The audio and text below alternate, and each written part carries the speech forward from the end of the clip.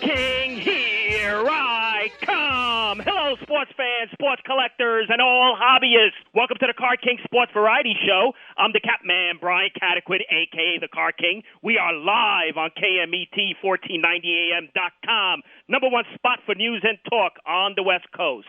Now, for those of you looking for an all-star picture for your man cave, visit jamesbennettart.com for an incredible once-in-a-lifetime sale of prints, original oil paintings, and more from an award-winning artist that has appeared all over, from Major League Baseball to ESPN to Cooperstown to the NFL and everywhere else. If you can't find your favorite player, James will be happy to create it for you. Visit his site at jamesbennettart.com or click on my show site page for more information. Joining the program this morning is former senior public relations executive for the New York Yankees and now the editor-in-chief of the prestigious Baseball Digest, Rick Cerrone. Rick, honor to have you. Thank you for being with me on KMET Radio. Well, Brian, it's great to be with you. Oh, you've had an illustrious career with Major League Baseball, Rick. You've achieved the highest platform as PR executive working for the New York Yankees. Can you please tell our West Coast listeners how that all began for you? Well, actually, it began many, many years ago. I think it was about 48, 49 years ago. I'm dating myself, but I was a sophomore in high school, and my high school guidance counselor asked me what I planned to be when I was a grown-up or something like that, and I told him that I was going to be the public relations director of the New York Yankees. And he was also the football coach. So in an effort to get me to improve my grades, he offered me the opportunity. He said, well, do you think you can do for my football team what the public relations director of the Yankees does for the Yankees? And I said, hey, when do I start? So that's where my career started, as the public relations director for the Yorktown High School football team in 1970-71. And look, it took 25 years after that meeting in my guidance counselor Buddy Dowds' office, but eventually I became the public relations director of the New York Yankees in 1996, and I very quickly turned that organization around. Yeah, you definitely did. Now, was it a challenge getting into the big leagues, Rick? Was it hard work? Did you need to know people? How did that process work?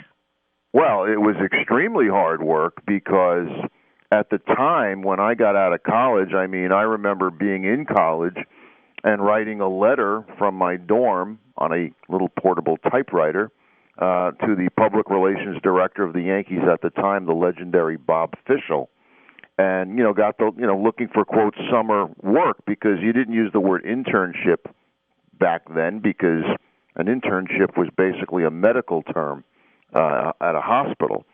So I applied for I'd love to get home in the summer and come down and work part time, whatever, and got the letter back, and I'll never forget what he wrote. Obviously, I got your letter. We'll keep it on file, but I am not optimistic because a Major League Baseball front office is very small.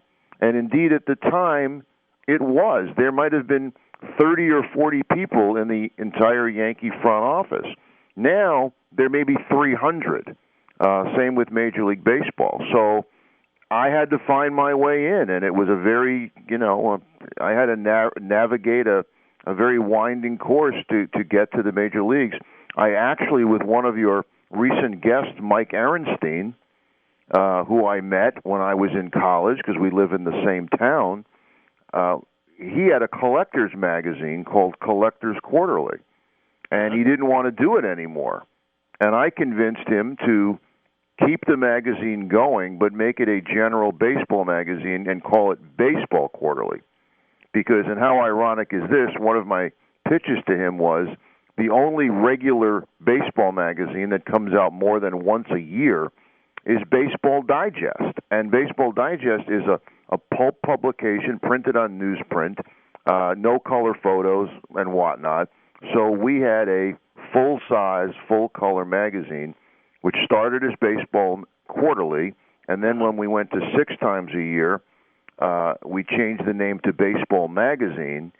And I looked at that at the time. I even said this in an interview I did at the time, that if nothing else, it's a very high-priced resume. And that's really what it turned out to be, among other things. Right. Now, Baseball Magazine, you founded from 1977 through 1981. Is that correct? Yeah, starting as Baseball Quarterly, and then in like 1980, changing the name to Baseball Magazine.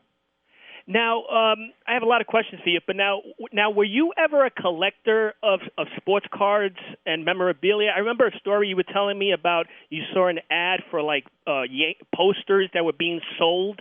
Can you talk a little bit about that? Well, one of the first ads I ever saw was pictures of former Yankee players, like former Yankee stars, black and white. I had gotten this flyer in the mail, like an 8 or 10 or 12 page black and white flyer, and on the back cover was an ad for 8 by 10 glossy photos of all-time Yankee greats, and I believe they were 50 cents each. And the phone number was a local phone number, the same exchange as my town, and when I called it, it was Mike Aaronstein, and I went over to his house to buy the photos. Wow. Because I'm thinking I'll get these photos and I'll send them in the mail. I don't know how in those days I got the addresses of these former Yankees, but to this day I still have the photos that I got from Mike at 50 cents each and 25 cents for the Bill Dickey that was creased. But I would send them out, I guess, during my college years, and I still have them on my wall. I mean, Joe McCarthy, Wade Hoyt, Joe Dugan, Mark Koenig, Bob Shalke. I mean, these are guys that went back to the 20s.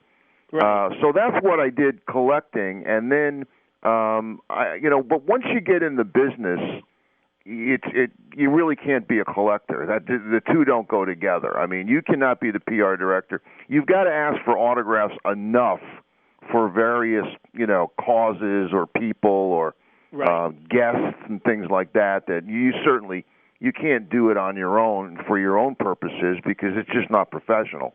I think the one thing I look back at my Yankee career that was not a pleasant thing is how many times you're asked to get autographs. I mean, you meet someone on the street, can you get me autographs? Right. So anytime, you're trying to be a professional with a player. You can't just keep going up and saying, would you sign this or would you sign that? But, we had a lot of guests and a lot of kids, and you just had to do that. But you couldn't be a collector as well. We're talking to the legendary Rick Cerrone. Rick, what would you say is the hardest part of the job role of a PR director? What would you say is the most rewarding? Wow, that's a really good question, Brian. I think that there's different degrees of difficulty if you're the PR director, as I was. Well, when I was with the Pittsburgh Pirates for 6 years, I was the vice president of public relations, so the director that traveled with the team and did the day-to-day work was under my direction. So it was a little different when you're the day-to-day guy, as I was with the Yankees. And, of course, it's the Yankees. I mean, everything is multiplied by 100. I think the biggest challenge was that to kind of keep order, to keep the players, without shielding them, to keep order and allow them to go about their business while giving the media the access that they need. Now, since I left the Yankees in 2006, over the last 13 or so years, access has really diminished. There's a much shorter period of access. I remember when I got to the Pittsburgh Pirates and was with a team for the first time in, the 1987, that there was no time. There was a time when the clubhouse closed to the media, whatever time that might be, and I think it was like 45 minutes before the game. Okay? But there was no time when the clubhouse opened. So a writer or whoever could get to the ballpark for a 7 o'clock game at 1 o'clock in the afternoon and be sitting in the clubhouse. So I was part of a group of PR directors that basically went to baseball and said, can we have a start time, which I think was like 3.5 hours before the game. But now, even that pregame access has been reduced. So your job is a little easier. But I think it was basically, being organized, keeping things organized so that the players could do their jobs and the writers and broadcasters can do theirs as well. Yeah, and you have had a continuous success, and you keep dominating in your field as a sports executive. You were a radio host, world champion with the organization, adjunct professor. Who would you attribute all this success to? Well, a lot of it goes to my high school guidance counselor, Bud Dowds, because, without him, I don't know that I graduate high school. Really? But he gave me the focus. He gave me the direction. Another person is Mike Arenstein, who, as I said, you recently, had as a guest on your show.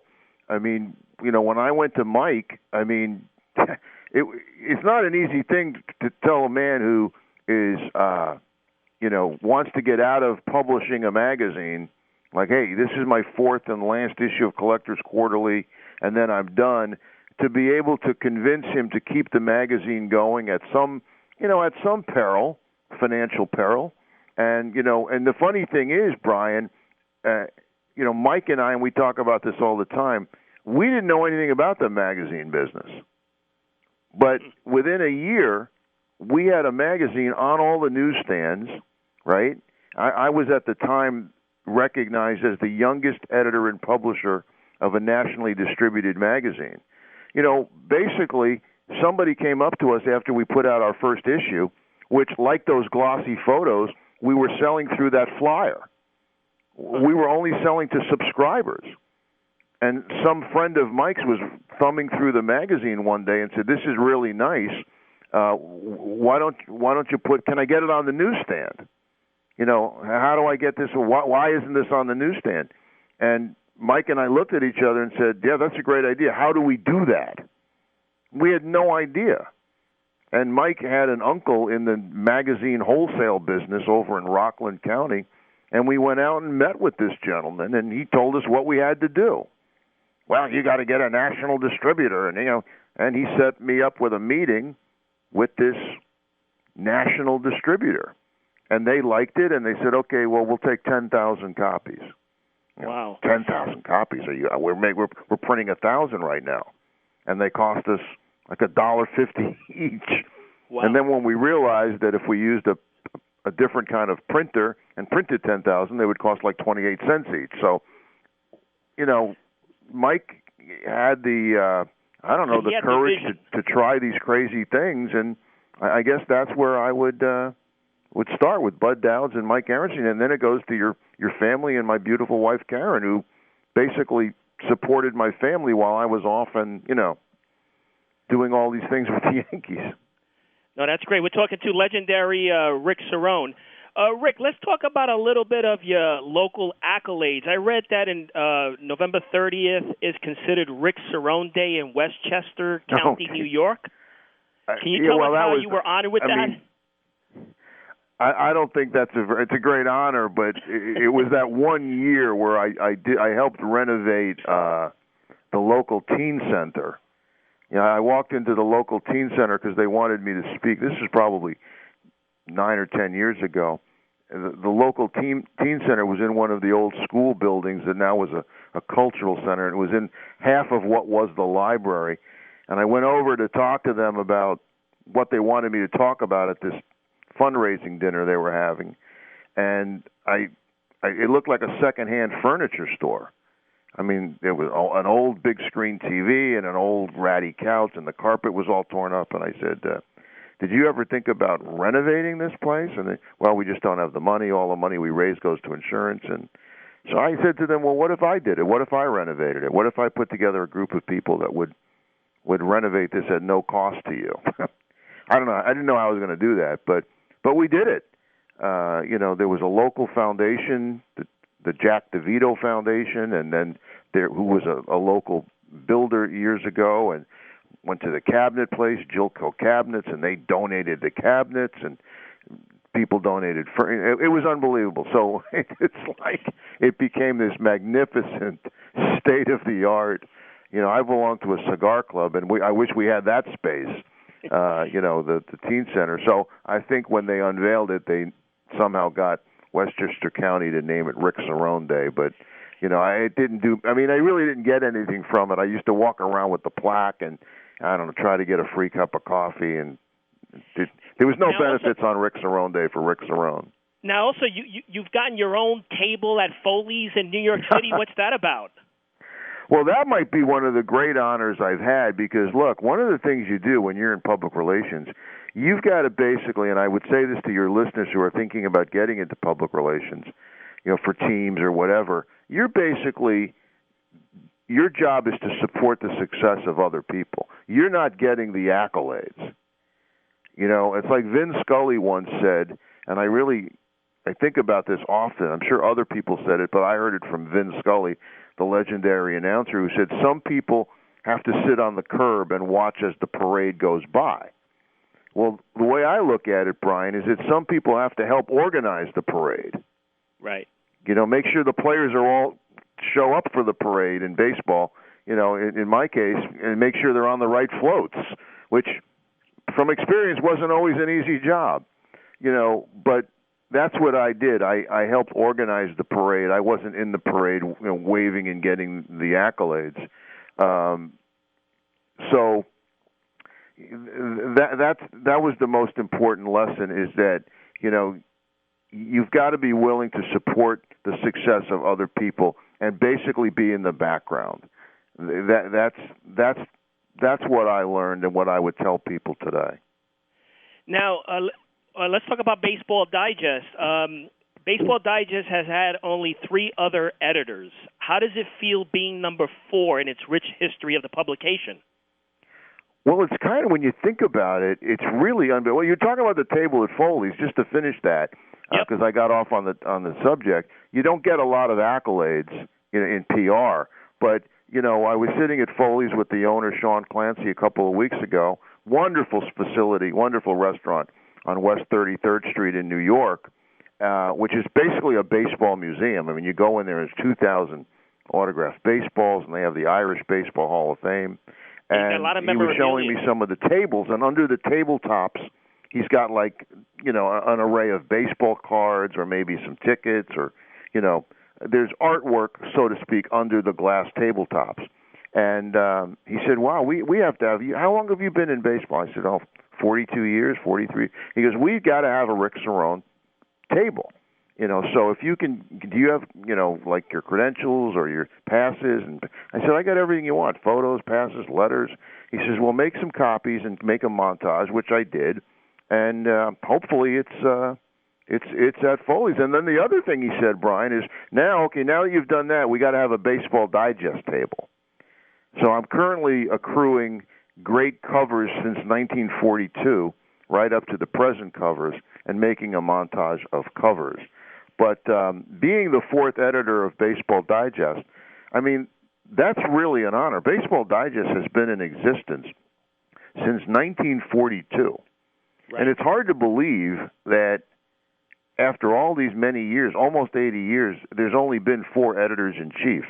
One of them, John Kunster, was there for many, many years until he passed away in 2010 or so, and then his son Bob took over. But, I mean, how could it not be an honor to be handed the keys to, an iconic property? That's what I wanted to say. When you were handed over the torch, were you given instructions? I mean, what did that come with the position that you took over? Is it stressful? I know it's an honor. Can you talk a little bit about your day-to-day job role? Well, it's stressful if you let it be stressful, but if you look at it as a challenge, I mean, you got to remember something. I worked for George Steinbrenner. There's not a lot of jobs I'm going to get that are going to be more stressful. But if you let it, but I didn't let that really be stressful. I mean, I kind of had fun with it, so to speak. I kind of took the George Costanza model. Do the opposite, go back at him. Be respectful, but one thing I learned about George Steinbrenner, he didn't want yes men. If you disagreed with him and you could back it up, and you were respectful. I mean, there were times when I actually said to George Steinbrenner, "Sir, I cannot let you do that." Really? And then, what was his reaction? What's that? And what was his reaction? Well, the reaction was varied, but more times than not, it was, okay, I hear you. What you're saying is I shouldn't do, I should do nothing, or I should, I mean, he wanted to put a statement out once, ripping one of our players, Ruben Sierra, who was disrespectful to the manager, Joe Torre. This is back in my first year, 1996. Now, we're on the West Coast. Uh-huh. All right, and this is before the Internet and things like that. So the situation was resolved on let's say on a Friday afternoon on the West Coast. So it's going to be in the next morning's paper. That's it, just the next morning's paper, because there's no TV out there with us. So the writers will get it in Saturday morning's paper, whatever morning it was. Well, he calls me up after reading that day's paper that Ruben had ripped Joe, and here's my statement about, this is the most unprofessional, whatever he said. Right. I said, sir, you shouldn't do that because it's been resolved. In tomorrow's paper, it will be Ruben was very contrite. He apologized to Joe. It's water under the bridge. The issue has been resolved. If you put out this statement, now you've got another story. We had Ruben rips the manager. The next story was the manager and Ruben are okay. And now we've got another story that the owner rips the player. So I had to, and it was very hard to convince him because he really wanted to put out this statement. And I guess what he said was at the end of my conversation from the St. Francis Hotel in San Francisco was, okay, I guess what you're saying is I shouldn't do anything. And, he I don't want to say backed down, but he acquiesced, so to speak. But there was other things that he said, and one of the examples is when Susan Waldman had set up or requested that he go to the Yogi Berra Museum with who they had no relationship for many years because she was going to do a show at the new museum, and if Mr. Steinbrenner came, they could make amends. He called me and said, what do you think of this idea, this crazy idea that Susan Waldman has? And I think he was kind of leery of going out there knowing that he was going to be on the air. I mean, there was a radio show there. So, the radio show was going to be, well, Mr. Steinbrenner came out here and it didn't work out, or here's Yogi and Mr. Steinbrenner on the radio. So he had great trepidation. And I said, you absolutely have to do this. And I remember him saying, well, that's just because he's your friend, meaning Yogi Berra. Right. And I said, Mr. Steinbrenner, I've met the man 2 times in my life. I don't think he has any idea who I even am. But you should do it, and I gave him all the reasons. And then he gave me the line that I got a number of times, something to the effect of, okay, we'll do it, but you better be right. And I think at that time he said, or you're walking home or something like that. Oh, really? But he would say many times, okay, we'll do it your way, but you better be right. Right. So I guess I was right more times than not. Yeah, I have a few minutes left, Rick. Sure. Any neat features coming up in Baseball Digest that you want to briefly touch upon? Well, we've got great features in the magazine that is on sale right now through June, and that's the May-June issue with Bryce Harper and Manny Machado on the cover. I'm very proud of this exhaustive effort that John Parado, one of our fine writers, did, where we have, for the first time ever, a complete fan's guide to ballpark museums and team history, where we have what's in every ballpark in the major leagues, such as museums, halls of fame, statues, things like that. There's a great feature by Jeffrey Lyons, the renowned film critic and historian, on 2 movies that have their 30th anniversaries this year of their theatrical releases, Major League and Field of Dreams. Could not be more different, both movies, but they both have a common theme. And there's also a lot of trivia associated with both of them that I think if you enjoy either of these movies, you'll get a kick out of all these little behind-the-scenes facts that we have. And another great story we have is how Lou Gehrig's farewell in 1939 became iconic and became recognized as, quote, baseball's Gettysburg Address. Really? Because there's only 4 lines of that speech that survived. Just 73 words from that speech that survived, and somehow, with the rest of the speech lost to history and interpreted many ways. If you looked at the newspapers the next day on July 5th, 1939, you won't find two stories that have the same version of his speech. Wow. And most of them, since we do have 4 lines that survived, are completely inaccurate. He didn't say, "I'm a lucky guy," but as one, news report had him saying. So how did that speech become so revered? And it turns out that it really was because of the movie Pride of the Yankees and Gary Cooper's version of the speech. So that's a really fascinating story. And then there's terrific articles on some current players. We're really excited about it. It's on sale now, through June, and then right now I'm on approaching deadline for the July-August issue, which will be fabulous. Well, I thank you so much for being here. We have to do it again. I have so many other questions to ask you, Rick. If we could schedule for the future episode, I would appreciate that. Well, this is pretty easy to do this with you, Brian, so whenever you need me, you just let me know and we'll do it again. Thank you so much, and have a happy holiday weekend. You too. Thank you. That was the legendary Rick Cerrone, editor-in-chief of the Baseball Digest. Now, for those of you looking for an all-star picture for your man cave, visit jamesbennettart.com for an incredible once-in-a-lifetime sale of prints, original oil paintings, and more from an award-winning artist that has appeared all over, from Major League Baseball at ESPN to Cooperstown to the NFL and everywhere else. If you can't find your favorite player, James will be delighted to create it for you. Visit his site at jamesbennettart.com or click on my show site page for more information.